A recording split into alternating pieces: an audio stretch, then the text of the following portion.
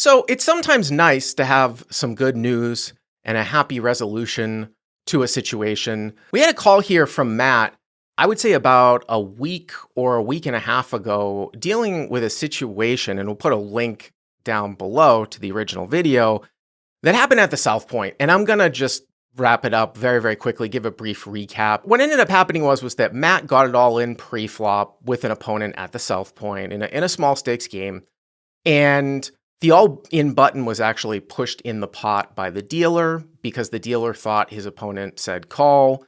They ran all the cards out. There was no betting on the flop, turn, and river. The all-in button was in. Matt won. And then his opponent refused to pay off the entire amount of the all-in because he only had like one stack in, and he said he wasn't all in. And there was a big discussion between Matt and I what should happen. And I said that even if the all-in button wasn't even in the pot, it was accepted action by his opponent because his opponent didn't stop the action when there was no betting on the flop, turn, or river. And Matt was basically getting free rolled because if his opponent had won the hand, he would have had Matt pay him off entirely. And this is the whole purpose of poker rules, is so that, somebody can't really free roll another person. And if you look at the comments in that video, everyone thinks it's like one of the worst rulings that they've ever heard of. And sometimes in these situations, I often wonder if the story is actually being accurately conveyed to me 100%. In this case, I think that it was. But I have some good news, and I have Matt on the line. So we're about a week and a half later on. Now, this incident went down about a month ago, and Matt emailed me 2 days ago, and I wanted to do a quick follow-up. So, Matt, you went into the South Point, right, a few days ago, and tell me what happened. Yeah, so I went in to play a little poker because, again, it's really close to my house, and it was one of those, like, let's give it a chance and see what happens sort of thing. And as soon as I sat down, I got a tap on the shoulder after my player's card went in, and there was a floor, and they said, the poker manager wants to talk to you. So of course I wasn't sure if this was going to be a good or bad thing, but like going into the principal's office. But right, they might have they might have kicked you out, right, for calling in the show. Right. I was just like, it's either going to be, hey, we're really sorry, or hey, we don't want your business. I wasn't sure which one it was going to be. Right. But the manager, his name is Jason. He brought me in and said, he looked at the video. He had heard about the interview, and he went back and looked at the video, surveillance video, and realized that it was a horrible decision. And so he basically handed me a envelope with cash for the difference in mine and the opponent's stacks, and he gave me a dinner comp. And the amount was like whatever your stack was, like $80. Yeah, it was like 80. It was like $80 difference. Yeah. Well, I mean, that is. Do you have anything else to say?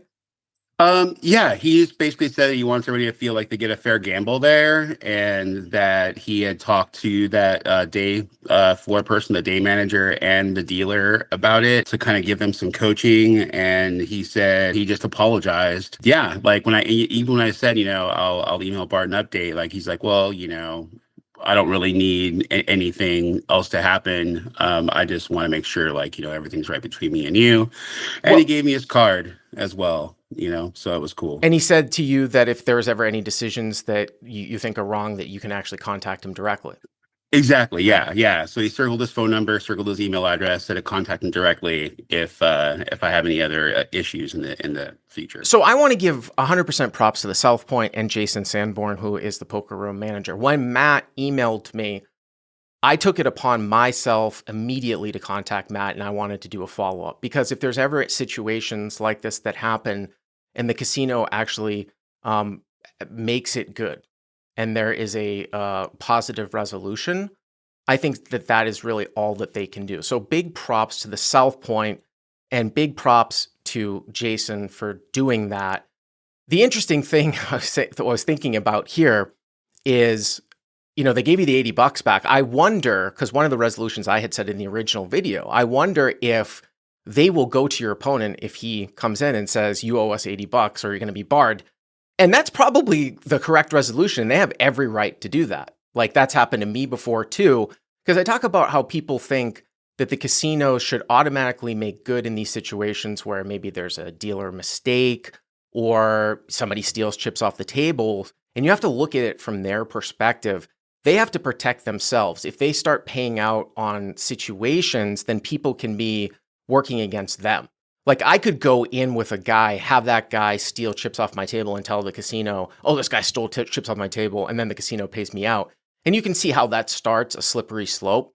I think in this case, it's very, very good customer service that they did that. I also want to clarify something that because if you go back and listen to the call, you of course talked to the daytime manager at the time when the hand went down, and he said my decision's final. And then you spoke with somebody else at night. This is not Jason. You spoke to two other people that weren't Jason. But Jason went to the daytime manager, it sounds like, and actually asked him what happened from his perspective. And what did he say? Because I think it makes a lot of sense.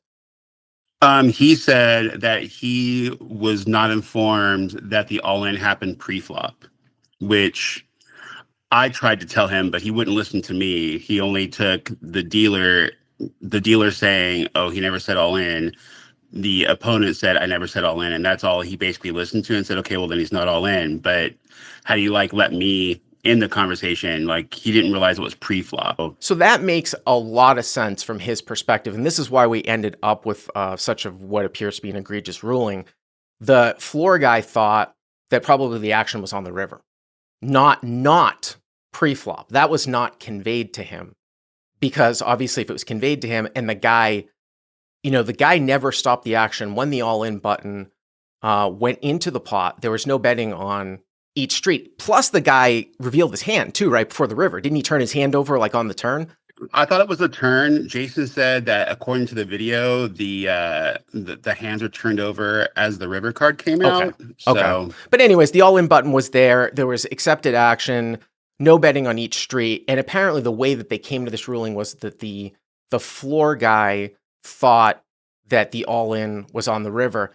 Now, the only thing I can say about that is if any poker player is in a situation where, and even if, I know people get really sensitive about this, because I always talk about situations where if the pot is being pushed the wrong way, meaning that if there are two legally tabled hands and the pot is being pushed the wrong way, like people are reading the hands incorrectly. Tabled means like up on the table, not like in your hand, but on the table. It's actually your duty as a player that's not involved in the hand to actually say something. A lot of people aren't comfortable with that in cash games. Private games is a whole nother matter. You're definitely supposed to do it in a tournament because it affects everything if something is going wrong. And it's kind of in between in these situations too, because I kind of feel like if I was at the table, Matt, and I had been paying attention to what was going on, even if I wasn't involved in the hand, I might have spoken up and said something if the floor guy ruled in that way against you, thinking that there probably is some misunderstanding because the ruling was so egregious. Now that takes a big leap. And I talked about where I would get involved when I was playing day in, day out at Commerce at 510 in the 2000 teens, cutting my teeth, right? Playing at least 30 hours a week. What would happen is you had a lot of dealers at Commerce that spoke very, they just didn't speak English that well. There a bunch. Yeah, a lot of Asian dealers, mostly Chinese, that just didn't, English wasn't their first language, broken English. You get into these situations where the floor comes over, asks the dealer what happened. They can't communicate really accurately what happened. Then, because they knew I was an honest guy and I was there all the time, they would look at me or I would speak up and I said, do you want to know what happened? If I wasn't in the hand, I would try to tell them exactly what happened. And then I would say to both parties, isn't this what happened? And a lot of times it would be yes. So I would try to explain exactly what happened from a neutral perspective. And I just feel like sometimes we can be bystanders, but sometimes speaking up. And I don't know how somebody else at the table would have known that the floor guy didn't realize that the all-in was pre-flop. Again, it makes sense that he thought that. It's just kind of a breakdown in communication where that, how that got misconstrued in some way. Well, it was funny because the table was quiet, especially after, the foreman shushed me, and then while it was happening and after the resolution happened, basically people at the table were saying, well, it's a dealer error. And I went, well, yes and no, because well, like, there's like he can't be punished for dealer error. I'm like, and I can, Well, like, I don't quite, like, yeah, we spoke about this in the original video. The reason why people think it's dealer error is because there was a question of when you moved all in, he muttered something, and the dealer interpreted that as a call, and the dealer put the all in button out, which, okay, maybe that was a mistake, but that's actually not the major mistake of the hand. The fact that she actually put the button out puts the other guy at fault even more because the button is out. There is no betting on the flop, turn, and river. So he knows that the hand is playing out as all in and he's not stopping the action. And then when he loses, he's not paying off. But if he won, he would have taken your entire stack. exactly. That's the problem. And when I mentioned that to the table afterwards, they all kind of went, "Oh," because it's a 1-2 game. Not everybody is super. Right. And that's why I kind of feel like in that situation, if I wasn't involved in the hand and it was something that was really, really egregious, I might have actually spoken up. Now, again, it's up to you personally whether or not you want to speak up. I feel strongly that you should speak up if the pot's being pushed the wrong way. In these types of situations, it's a little bit, it gets a little bit strange. I mean, I kind of push, I remember going back to this video that I did several years ago, TCH, I'll put another link down. Is this guy being angled? I think it's our top video ever. It had Poker Bunny in the beginning and then the situation with J-Dog at TCH. And it kind of reminds me of that situation where the situation was so egregious, but it was like sort of chaotic at the end where there was a guy that was all in and the guy that was facing the all in bet, the guy whose decision it was on, allowed the person who was already all in, who had bet, to turn over one of his cards. And then because the guy who was already all in turned over one of his opponent's cards, that guy whose decision it was on thought that he had the right to turn over the all-in player's cards now, which is just insane because the bettor doesn't get any information, right? And I feel like and the decision just didn't make any sense. And I feel like I might have said something there too at the table. This just doesn't make any sense. I don't think this is being communicated correctly. But to wrap this up in a bow, I like I said, props to South Point, props to Jason. I know you probably feel much more comfortable going back and playing there now too, right? Yeah, of course. I've been going to some other rooms here in Vegas. Not that I live out here, and there's a lot. There's a lot of good out there and cool rooms for other things. But the South Point being less than a mile from my house, it's just kind of nice to have a place, to go that's close. Right. Even though the games can sometimes be a little bit of a nit fest, Well, I think we called it crusty. I think we called it crusty. Yes, yes, the crusty games. Taking Social Security money from people. Well, of course, we do the call-in show. Usually hands, like we do a live stream every Monday, and we put up several calls a week. But we'll take these types of non-hand calls, and it's always happy to have a resolution like this. And it makes me feel good that this show can sometimes make a difference. If you remember a couple of years ago, I torched Encore Boston Harbor when they actually took away free drinks at the table. I'm not even talking about alcoholic drinks, like anything, free water, free everything. Crazy. Literally, the next day they put them back in. Now, I don't know. I seem to think that it might have been just a coincidence, but there are many people at the Encore that think that it was actually our video that did that. Maybe it was.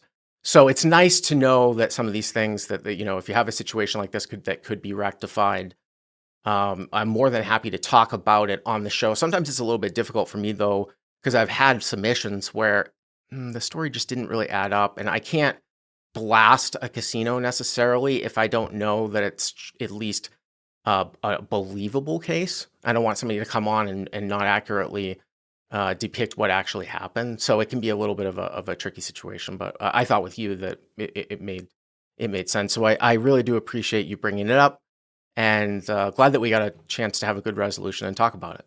No, absolutely. And thanks for helping me get that word out there. Because for me, I'm not a person that like reaches out, to people about complaints or things. But this was so entirely crazy, and I felt so weird about it. I was like, okay, I've got I've got to put the word out if this is going on there regularly. You know what I mean? Like I want other people to know.